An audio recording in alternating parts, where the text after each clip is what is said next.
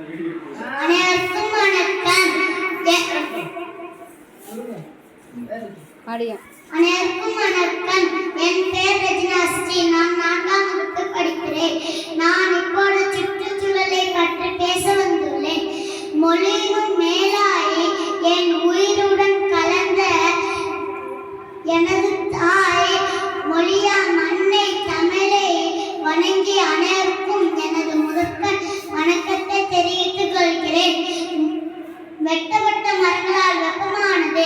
பூமி வந்து துளிமலைய நனைக்கவில்லை, திரண்டவில்லை நிலத்தை. நெகிழி குப்பைகளால் பலியாகும் வனவிலங்கு.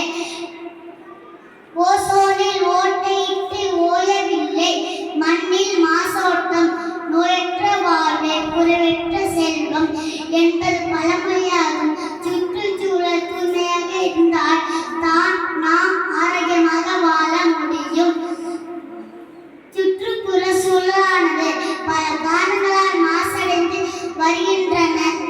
அதனை பாதுகாப்பது நமது கடமையாகும். பசுமையான பூமி மனிதருக்கு தரும் சிறந்த வாழ்க்கை என்ற பொன்மொழி கேட்க வளமான சுற்றுச்சூழலை மனிதர்களை போன்று பாதுகாக்கின்றன.